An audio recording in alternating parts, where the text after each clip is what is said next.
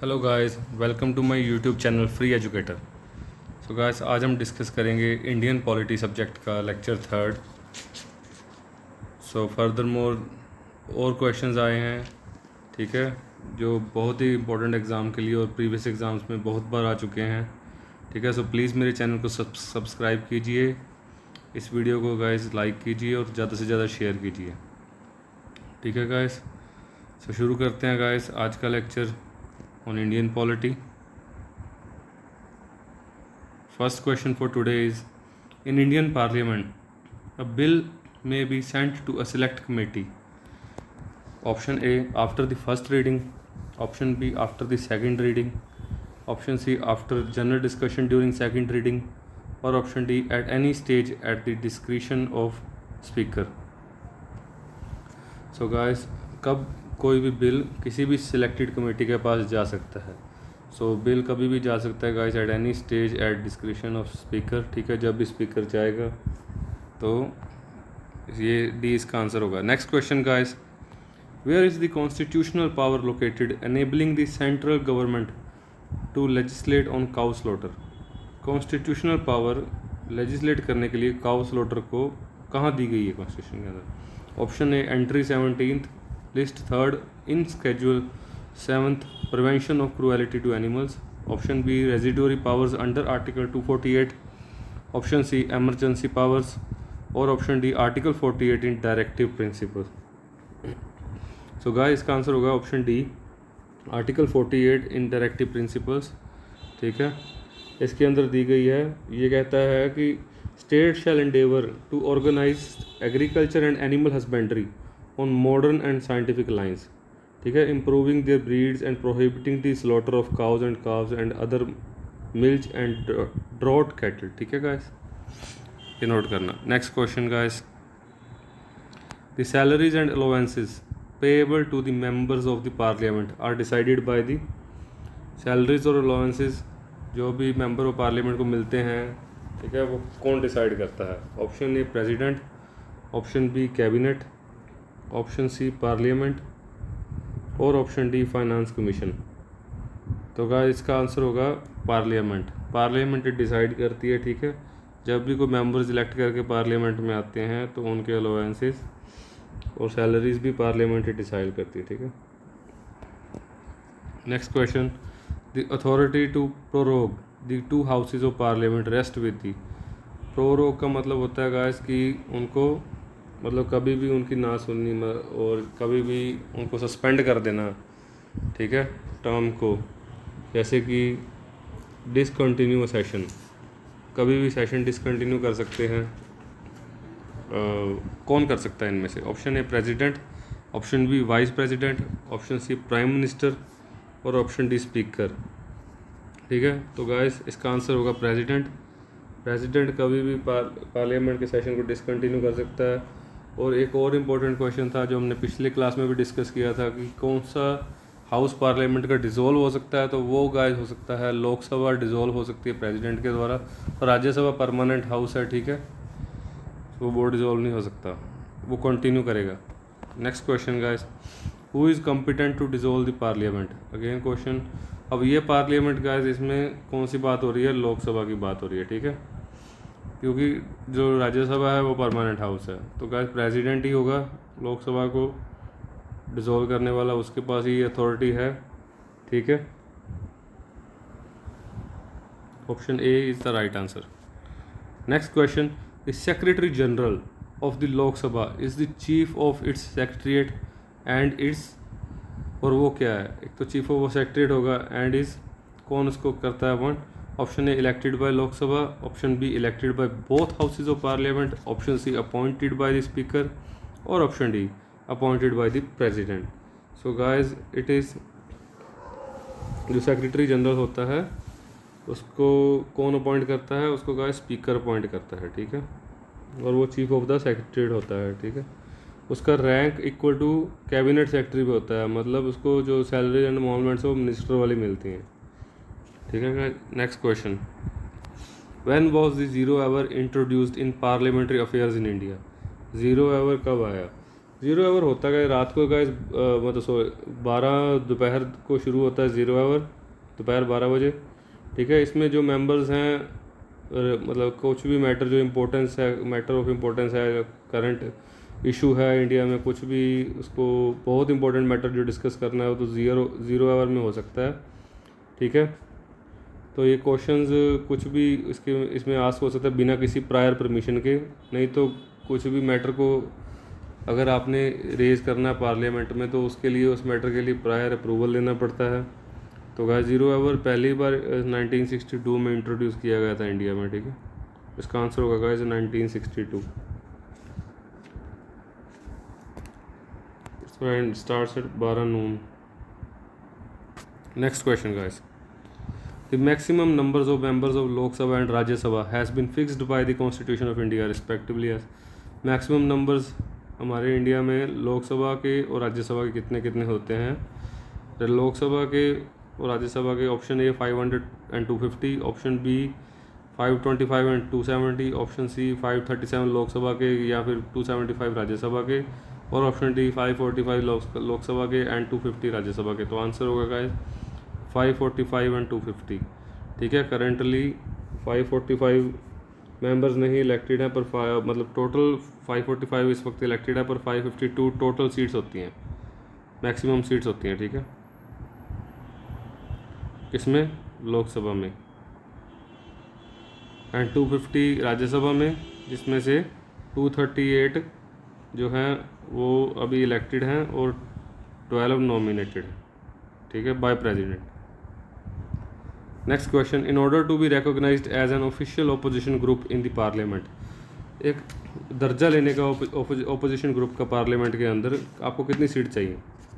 Option A किसी भी party को कितनी सीट चाहिए means, option A 1/3 of the total strength, option B 1/4 of the total strength, option C 1/6 of the total strength, और option D 1/10 of the total strength. तो guys किसी भी party को ओपोजिशन का दर्जा लेने के लिए कम से कम 10% सीट चाहिए। तो आंसर होगा option D 1/10 of the total strength. ठीक है, और स्पीकर डिसाइड करेगा कि इसको पार्टी और ओपोजिशन का दर्जा देना है कि नहीं देना है। ठीक है, next question, which of the following taxes is exclusively and totally assigned to central government by the constitution, जो भी इनमें से कौन सा टैक्स है जो सिर्फ सेंट्रल गवर्नमेंट को ही साइन किया गया है वही इकट्ठा कर सकती है। Option A state duty, option B sales tax, option C taxes on railway fares and freights, और ऑप्शन डी कॉरपोरेशन टैक्स। तो गाइस इसका आंसर होगा कुछ टैक्सेस हैं जो सिर्फ सेंट्रल गवर्नमेंट इकट्ठा कर सकती है। ठीक है, तो इसमें से उसका आंसर होगा कॉरपोरेशन टैक्स। जैसे कि कुछ टैक्सेस हैं जो हमें अथॉरिटी देता है, आर्टिकल 246 है जो अथॉरिटी देता है टैक्स कलेक्ट करने का सेंटर को। ठीक है, जिसमें आते हैं कॉरपोरेशन टैक्स। ठीक है, टैक्सेस ऑन इनकम जिसमें एग्रीकल्चर इनकम इंक्लूड नहीं होती, duties of customs including export duties भी। ठीक है, taxes on capital of companies, state duty in respect to property and other than agriculture land. ठीक है guys, and taxes on individual company buildings etcetera. ठीक है guys, next question, when the offices of both the president and vice president are vacant, जब दोनों offices खाली होते हैं, कोई भी नहीं होता, तो कौन डिस्चार्ज करता है functions. Option A prime minister, option B chief minister, option C chief justice of India, और option D speaker of Lok Sabha. बहुत बार आ चुका है क्वेश्चन का आज एग्जाम में, बहुत इंपॉर्टेंट क्वेश्चन है। इसका आंसर होगा चीफ जस्टिस ऑफ इंडिया। ठीक है, option C is the right answer. So ऐसा एक बार हो चुका है गाइस 1969 के अंदर। ठीक है, जब हमारे प्रेसिडेंट थे जो उनकी डेथ हो चुकी थी, उनके जाकिर हुसैन थे उस वक्त प्रेसिडेंट। ठीक है, और वीवी गिरी जी थे वाइस प्रेसिडेंट, उन्होंने रिज़ाइन कर दिया था उस वक्त। फिर हमारे चीफ जस्टिस थे हिदायतुल्ला जी, एम हिदायतुल्ला जी, उन्होंने ये ड्यूटी सर्व की थी as a president, interim president. ठीक है, उसके बाद वीवी गिरी जी को अपॉइंट कर लिया गया था विद वोटिंग इन अगस्त 1969। ठीक है गाइस, फिर वो प्रेसिडेंट बन गए थे इंडिया के। Next question, who is eligible to cast the deciding vote over a bill in a joint parliamentary session, कौन डिसाइडिंग वोट कास्ट कर सकता है। ठीक है, ओवर ए बिल, किसी भी बिल के ऊपर कि पास करना उसको in a joint parliamentary session. Option A chairman of the Rajya Sabha, option B deputy speaker of the Lok Sabha, option C speaker of the Lok Sabha और ऑप्शन डी प्राइम मिनिस्टर। तो इसका आंसर होगा डिसाइडिंग वोट जो होती है वो स्पीकर ऑफ द लोकसभा अपनी डाल सकता है, ठीक है। Next question, representation of any state in Rajya Sabha is according to किसी भी स्टेट की रिप्रेजेंटेशन राज्यसभा के अंदर किस हिसाब से ली जाती है, कितनी सीट्स किसकी होंगी, किस हिसाब से लिया जाता है। Option A area of the state, option B population of the state, option C number of representatives in Lok Sabha in the state, option D fixed number of candidates from the each state. ठीक है, तो इसका answer होगा population के हिसाब से लिया जाता है कि स्टेट की कितनी पॉपुलेशन है उतनी नंबर ऑफ सीट्स राज्यसभा में होंगी। 52 के बाद 1952 के बाद ये सिस्टम चेंज होता रहा है, ठीक है, सीट्स बढ़ती रही हैं हमेशा से। Next question, the number of parliamentary seats of Chandigarh is, ठीक है, लोकसभा की पार्लियामेंट्री सीट्स है जो इसमें हम बात कर रहे हैं लोकसभा की, कितनी है चंडीगढ़ की। तो इसका आंसर होगा अकेला चंडीगढ़ ही है, ठीक है। ऑप्शन ए, ये जॉइंट कैपिटल है पंजाब एंड हरियाणा की, तो इसकी एक अलग पार्लियामेंट्री सीट है चंडीगढ़ की, ठीक है, ये यूटी है guys, union territory. Next question, the tenure of members of Lok Sabha is for how many years, Lok Sabha के मेंबर कितने साल के लिए चुने जाते हैं। Option A 11 years, option B 9 years, option C 7 years और ऑप्शन डी 5 ईयर्स। लोकसभा के मेंबर जैसे कि हमारे प्राइम मिनिस्टर भी लोकसभा के मेंबर होते हैं, तो वो 5 ईयर्स के लिए चुने जाते हैं ऐसे एक बार में, एक जनरल इलेक्शन में, इसको जनरल इलेक्शन कहते हैं, ठीक है।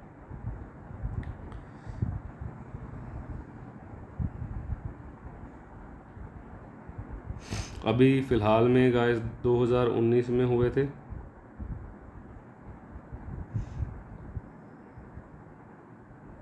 ठीक है, पिछली बार 2014 से 2019, ये भी हमारे प्रिय प्रधानमंत्री श्री नरेंद्र मोदी जी चुने गए थे और इस बार भी 2019 में फिर से वो चुने गए हैं, ठीक है गाइस।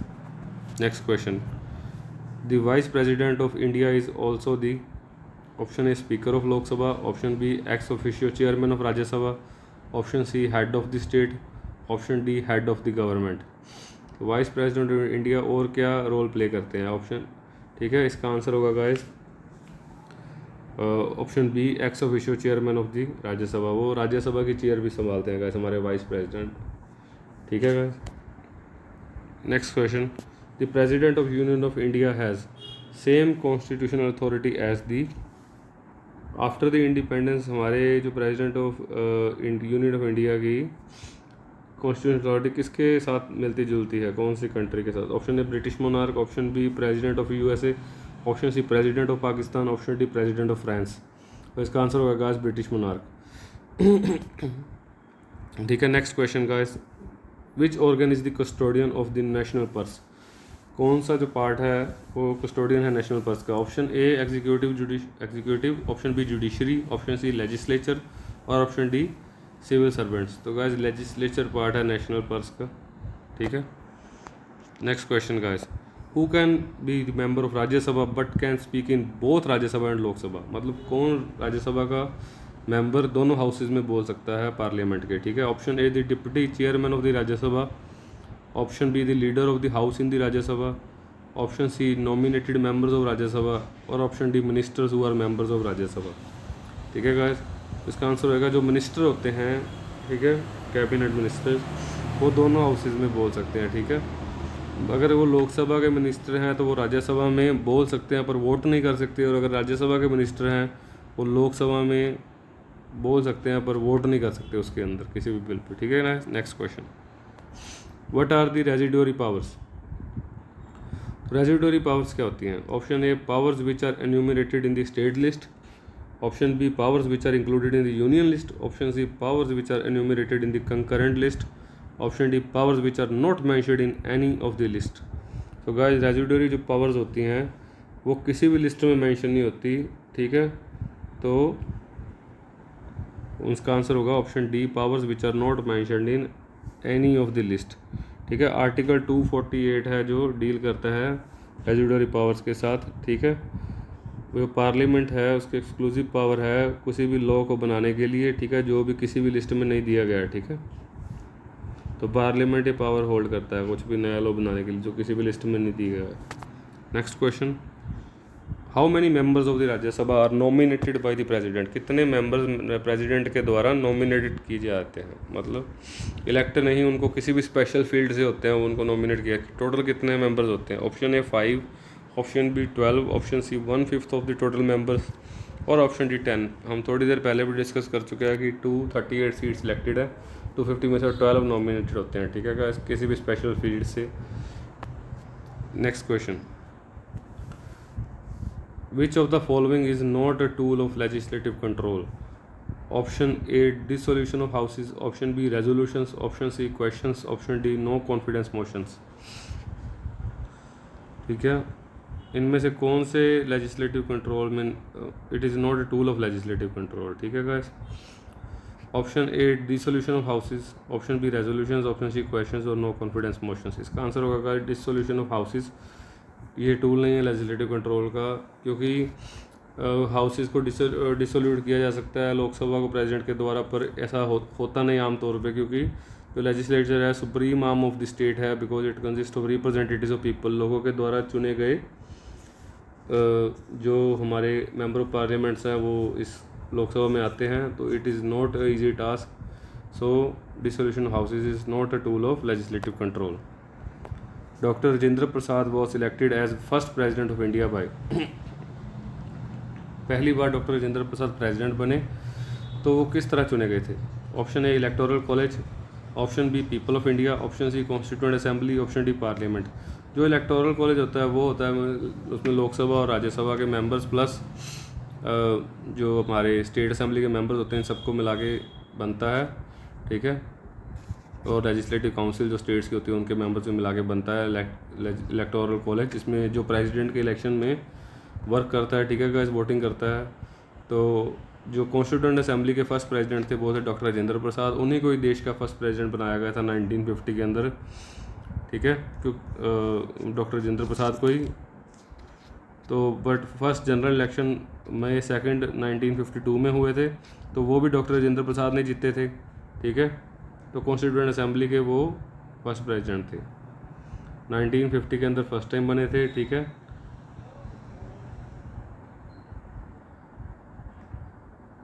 और 1952 के अंदर वोटिंग के साथ भी वही जीतते थे, ठीक है, विद 5,07,400 वोट्स के साथ जीतते थे, ठीक है।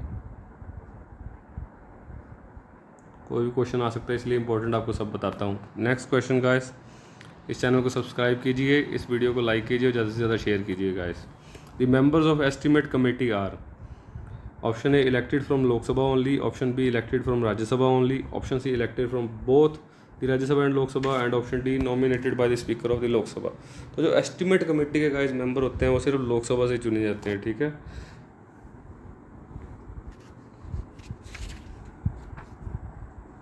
इसका आंसर होगा option A elected from Lok Sabha only, ठीक है। और भी जो कमेटीज़ होती हैं public accounts and public undertakings committee, उसमें राज्यसभा के भी मेंबर्स होते हैं।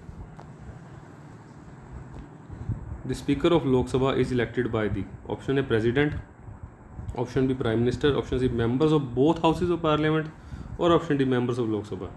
जैसे ही लोकसभा बनती है, जिस दिन सभा कर लीजिए इस पर,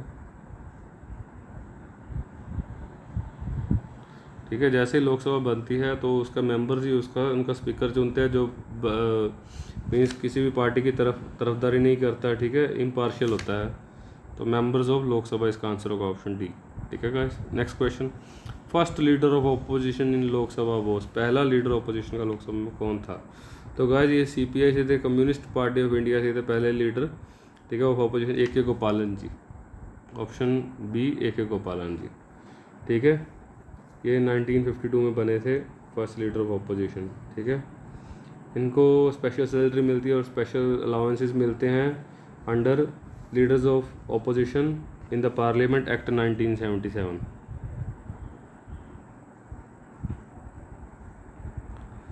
next question guys, a motion moved by a member in a legislature when it is desired to have a discussion on matter of urgent public importance is called. ऐसा कौन सा मोशन मूव किया जाता है by a member of parliament, ठीक है, जो भी कोई अर्जेंट पब्लिक इंपॉर्टेंस का कोई मैटर होता है तब? Option A adjournment motion, option B no confidence motion, option C cut motion, option D none of this.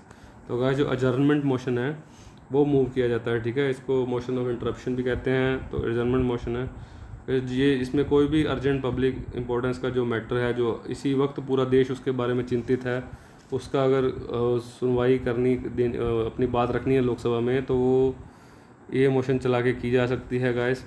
तो इसमें सारे एमपी उस बात को सुनते हैं और स्पीकर ऑफ लोकसभा सुनते हैं, चिंतित होते हैं इसके बारे में, और फैसला लिया जाता है, ठीक है guys. So thank you guys for next question is no government expenditure can be incurred in India except with the sanction of. कोई भी गवर्नमेंट एक्सपेंडिचर इनकर नहीं किया जाता in India without the sanction of, means अगर कोई की section ना मिले तो कोई भी नहीं। किसकी सेक्शन चाहिए होती है? Option A the parliament, option B the president, option C the prime minister और option D the supreme court. तो गाइस पार्लियामेंट की हमें सेंक्शन चाहिए होती है किसी भी इंडियन गवर्नमेंट एक्सपेंडिचर को इनकर करने के लिए। तो इसका आंसर होगा guys the parliament. Next question, the majority of the provisions of the Indian constitution can be amended. काफ़ी सारे इंडियन कॉन्स्टिट्यूशन के जो आर्टिकल है वो अमेंड किए जा सकते हैं, मेजॉरिटी है, मतलब सारे तो नहीं पर काफ़ी सारे। तो option A by state legislator acting together, ठीक है। Option B by parliament alone, option C with the joint approval of the parliament and state legislature, और option D only ratification by half of the state. तो इसका answer होगा guys parliament alone he जो है वो काफ़ी सारे article amend कर सकती है कॉन्स्टिट्यूशन के, ठीक है। Next question, in our constitution economic planning is included in. Economic planning किस में इंक्लूड की जाती है? Option A union list, option B state list, option C concurrent list, option D not specified in any list. तो guys ये question भी बहुत बार आ चुका है, इसका आंसर होगा option C concurrent list.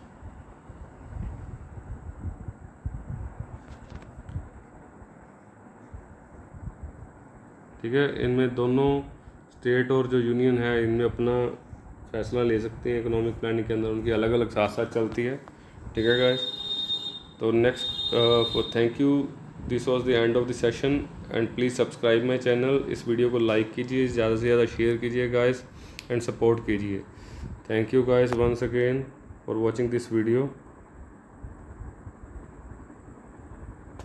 Thank you.